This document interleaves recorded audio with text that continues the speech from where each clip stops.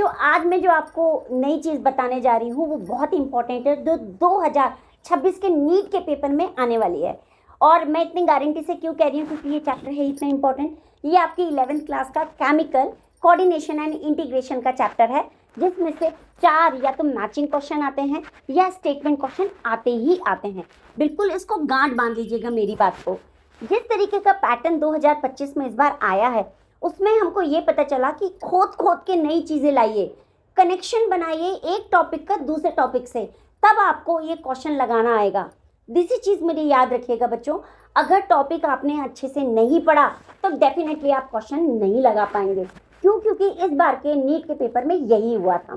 तो जो मैं इंपॉर्टेंट चीज़ बताने जा रही हूँ वो अभी मैं आपको जस्ट देखेंगे आप कि किस तरीके से मैंने इन होमोस्टेसिस का और किस तरीके से दूसरी चीज़ों का यानी इरिथ्रोपोइसिस का और भी पिट्यूटरी ग्लैंड का क्या कोऑर्डिनेशन और कॉम्बिनेशन बनाया है, उससे कोरिलेट करके क्वेश्चन ज़रूर आ सकता है। जैसे हम अगर माने ग्लूकोकॉर्टिकॉइड्स तो उसको हम कोर्टिसोल भी बोलते हैं।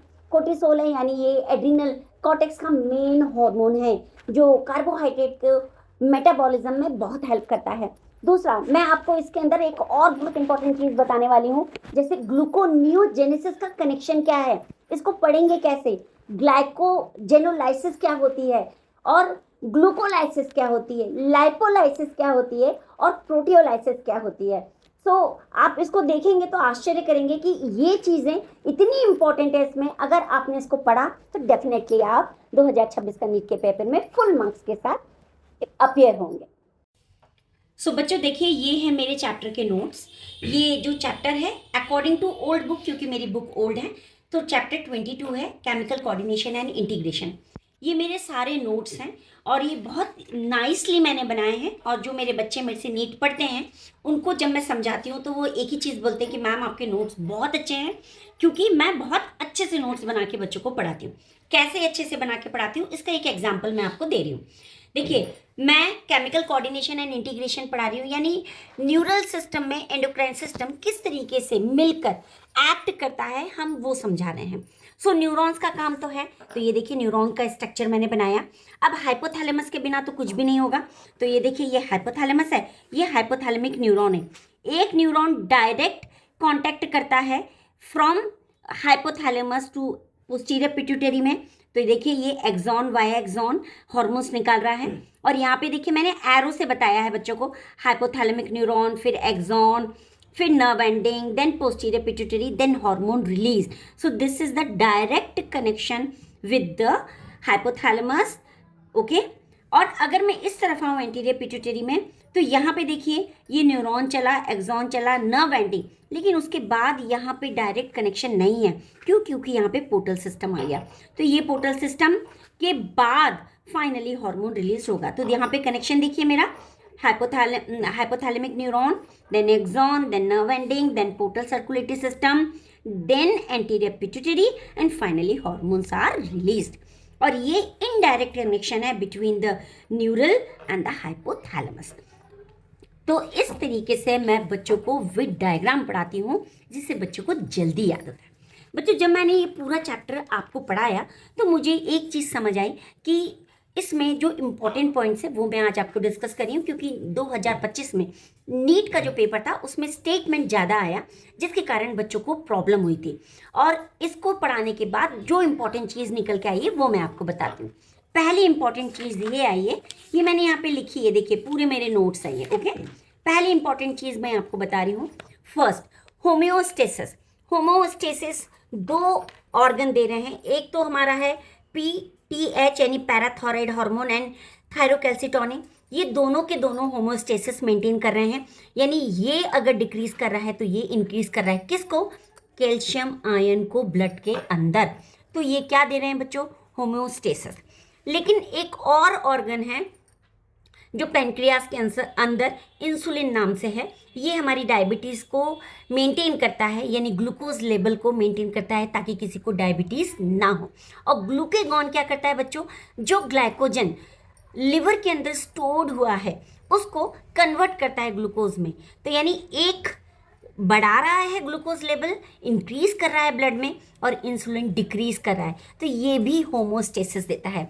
तो ये बहुत इंपॉर्टेंट है, इसको अच्छे से पढ़ लीजिएगा, हो सकता है स्टेटमेंट में वो आपसे पूछ ले।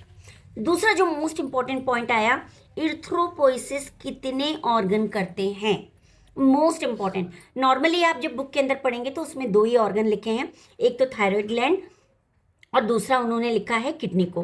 बट जब हमने इसके अंदर पूरा अच्छे से एक एक चैप्टर, एक एक लाइन का एक्सप्लेनेशन देखा, तब समझ आया कि नहीं भाई 2 नहीं, यहाँ पे 2 और ऑर्गन हैं। तो देखते हैं कौन कौन से। एक तो थायराइड ग्लैंड देती है, इरिथ्रोपोइसिस करती है, यानी सपोर्ट करती है आरबीसी प्रोडक्शन में। दूसरा किडनी, किडनी में क्या बोलते हैं, इरिथ्रोपोइटिन होता है। तो देखिए ये मैंने यहाँ पे बहुत अच्छे से बच्चों को लिख के बताया है। यहाँ पे देखिए ये रहा erythropoietin, the juxtaglomerular cells होते हैं किडनी के अंदर, जो JGC सेल्स कहलाते हैं of kidney, producers a peptide hormone. कौन सा हार्मोन, पेप्टाइड, कॉल्ड इरिथ्रोपोइटिन। और ये इरिथ्रोपोइटिन स्टिमुलेट्स करता है इरिथ्रोपोइसिस को, यानी फॉर्मेशन ऑफ आरबीसी। सो ये एक बहुत इंपॉर्टेंट पॉइंट है। अब फिर से हम इस पे आते हैं। दूसरा टेस्टिस एनाबॉलिक फंक्शन के साथ साथ ये भी करता है फॉर्मेशन, किसमें, हमारे आरबीसी में। यहाँ देखिए ये पूरे टेस्टिस का मैंने नोट्स लिखे हुए हैं। इसमें फिर लास्ट में जब पढ़ा तो anabolic synthetic effects on protein and carbohydrate metabolism के साथ साथ इरिथ्रोपोइसिस भी करता है। तो इसको भी बिल्कुल याद रखिएगा, इसके बिना काम नहीं चलेगा, क्योंकि कितने ऑर्गन कर रहे हैं ये हमें पता होना चाहिए। और जो लास्ट पार्ट कर रहा है वो है हमारा कोर्टिकॉइड्स। कोर्टिकॉइड्स पे चलते हैं, यानी एड्रीनल ग्लैंड पे हम चलते हैं, एड्रीनल कॉर्टेक्स ग्लैंड पे हम चलते हैं, जो मोस्ट इंपॉर्टेंट है ये भी। और ये हमने नॉर्मली पूरी पढ़ी हुई है। चलिए मैं अपने नोट्स टर्न कर रही हूँ। देखिए ये आपके लिए बहुत फ़ायदेमंद है। अगर आपको मेरे नोट्स चाहिए तो आप मुझे डायरेक्ट मैसेज कर सकते हैं, और मैं आपके एड्रेस पे मेरे नोट्स सेंड करा दूंगी विथ नॉमिनल चार्जेस के साथ। सो ये देखिए एड्रीनल कॉर्टेक्स। कॉर्टेक्स में हमारे मेनली 3 जो मेन प्रोसेस होती है, एक होती है ग्लूकोकॉर्टिकॉइड्स, मिनरलोकॉर्टिकॉइड्स, और तीसरी जो होती है वो होती है हमारी कौन सी, चलो देख लेते हैं, एंड्रोजेनिक स्टेरॉइड्स। ओके, ये 3 मेन प्रोसेस है हमारी इसकी। सो ग्लूकोकॉर्टिकॉइड्स में एक तो कोर्टिसोल, मेन इसका जो ग्लूकोकॉर्टिकॉइड्स का मेन हार्मोन है वो कोर्टिसोल है। ये कोर्टिसोल आरबीसी प्रोडक्शन में यानी इरिथ्रोपोइसिस में हेल्प करता है। साथ में जो एक और इम्पॉर्टेंट पॉइंट निकल के आया वो ये आया कि क्योंकि ये किडनी फंक्शन में भी हेल्प कर रहा है तो बीपी में भी हेल्प करता है, और ग्लोमेरुलर फिल्ट्रेशन रेट में यानी GFR में भी बहुत हेल्प करता है। सो इस पे बिल्कुल ध्यान दीजिएगा, ये किसी भी तरीके से स्टेटमेंट क्वेश्चन में भी ये क्वेश्चन आ सकता है। एक और मैं बहुत इंपॉर्टेंट चीज़ आपको बता रही हूँ, वो देखते हैं। चलिए कौन से पेज पे लिखी है मैंने। जो अलग इंपॉर्टेंट चीज़ है वो आती है पिट्यूटरी ग्लैंड पे। तो चलिए पिट्यूटरी ग्लैंड पे चलते हैं। ये पीनियल ग्लैंड है हमारी। ये पिट्यूटरी जो ग्लैंड होती है वो 3 मेजर पार्ट्स में डिवाइड है, pars distalis, pars intermedia and pars nervosa. ये दोनों पार्ट एंटीरियर पिट्यूटरी ग्लैंड के हैं, और ये जो पार्ट है ये किसका है बच्चों, ये पोस्टीरियर पिट्यूटरी ग्लैंड का है, क्योंकि ये दोनों ऑलमोस्ट मर्ज हैं। फिर एक क्वेश्चन हुआ कि इन दोनों में से एक्चुअल पिट्यूटरी ग्लैंड कौन सी है, यानी एंटीरियर पिट्यूटरी ग्लैंड कौन सी है। तो बच्चों ये पार्स डिस्टालिस ही एक्चुअल पिट्यूटरी ग्लैंड है, इसे याद रखिएगा, बहुत इंपॉर्टेंट है। ओके, देन एक और चीज़ जो निकल के आई पूरे चैप्टर में वो ये कि जब ये एंटीरियर पिट्यूटरी है ये कितने हार्मोन्स देती है, तो ये 6 हार्मोन देती है, growth hormone, prolactin, thyroid stimulating hormone, adrenocorticotropic hormone, luteinizing hormone and follicle stimulating hormone. इन 6 हार्मोन्स को ट्रॉफिक हार्मोन्स कहते हैं, इसे बिल्कुल रट लीजिएगा, बहुत काम की चीज़ है। ओके, फिर एक और चीज़ निकल के आई, पिट्यूटरी जो हार्मोन्स होते हैं वो रेगुलेट्स करते हैं ग्रोथ एंड डेवलपमेंट को, और कहाँ पे, सोमैटिक टिश्यूज़ के अंदर and activities of peripheral endocrine glands के अंदर। ये सारे पॉइंट जो बच्चों निकले हैं ये बेसिकली आपकी इस चैप्टर की समरी से निकल के आए हैं, तो इन्हें बहुत अच्छे से याद करिएगा। ओके, सो इस तरीके से बच्चों मैंने आपको सारे इंपॉर्टेंट पॉइंट इस चैप्टर के बताए हैं। आई होप कि मेरे ये पॉइंट आपको बहुत अच्छे लगे, और आप जब पढ़ें तो बिल्कुल माइंड फ्रेश करके पढ़ें कि ये क्या बोलना चाहता है। एक और इम्पॉर्टेंट पॉइंट बताती हूँ, जब हम लास्ट में सारे हार्मोन्स पढ़ते हैं तो वहाँ पे हार्ट, किडनी और गैस्ट्रोइंटेस्टाइनल ट्रैक्ट के भी दिए हुए हैं हार्मोन्स, लेकिन उसमें ये बोला कि ये एंडोक्राइन ग्लैंड्स नहीं है। इसमें भी 3 डिवीजन उन्होंने किए। एक तो नॉर्मल एंडोक्राइन ग्लैंड का जो कि फंक्शन नहीं करती लेकिन उसके बाद भी फंक्शन कर रही है, ठीक है, तो एट्रल न्यूट्रेटिव फैक्टर और जुक्स्टाग्लोमुलर सेल का एक उन्होंने डिवीजन दिया। दूसरा 4 दिए जिसको उन्होंने बेसिकली क्या बोला है ये मैं आपको पढ़ के बताती हूँ। Hormones are also secreted by tissues which are not endocrine glands. तो ये क्या करते हैं, endocrine cells present in different part of gastrointestinal tract, यानी ये एंडोक्राइन ग्लैंड नहीं है पर एंडोक्राइन कुछ सेल ऐसे हैं जो डिफरेंट गैस्ट्रो इंटेस्टाइनल ट्रैक्ट में है और वो 4 मेजर पेप्टाइड हार्मोन है जो किस में हेल्प करते हैं, डाइजेस्टिव जूसेस एंड डाइजेशन में। वो कौन कौन है, gastrin, secretin, cholecystokinin and gastric inhibitory peptide.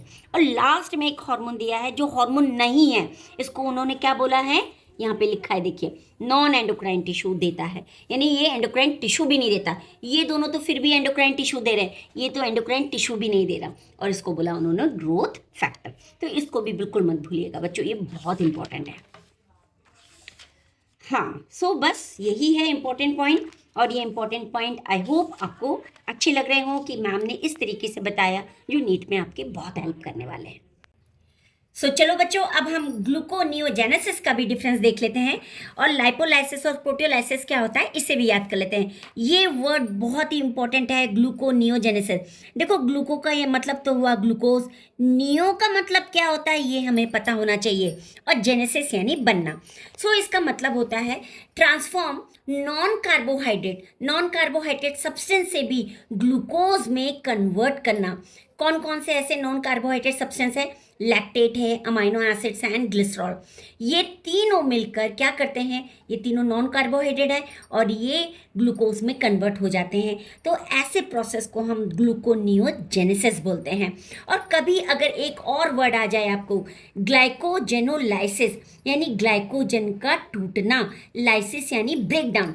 So glycogen का टूटना यानी क्या, जो ग्लाइकोजन आपके लिवर में स्टोर हुआ है वो जब ग्लूकोज में दोबारा बनता है तो उसको हम ग्लाइकोजेनोलाइसिस कहते हैं।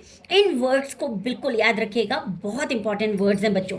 देखिए, एक ये यहाँ पे आया है, ये इंपॉर्टेंट है, तो यानी एक तो कोर्टिसोल में आया आपका, यानी कौन कर रहा है, एड्रिनल कॉर्टेक्स। दूसरा भी अपन सर्च करते हैं, एक और आया है, वो कहाँ पे आया है, क्योंकि यही कनेक्शन आपके एग्जाम में आने वाले हैं, याद रखिएगा मेरी बात अच्छे से।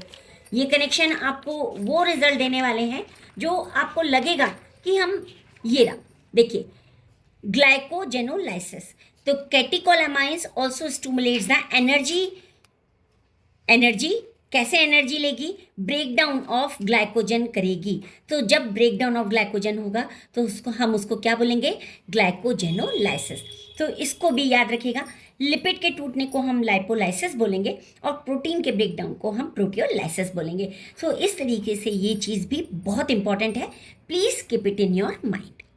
तो बच्चों देखो किस तरीके से मैंने आपको कनेक्शन बताया एरिथ्रोपोइसिस का, होमोस्टेसिस का, और ग्लाइकोनियोजेनेसिस और ग्लाइकोजेनोसिस, लाइपोलाइसिस और प्रोटियोलाइसिस का।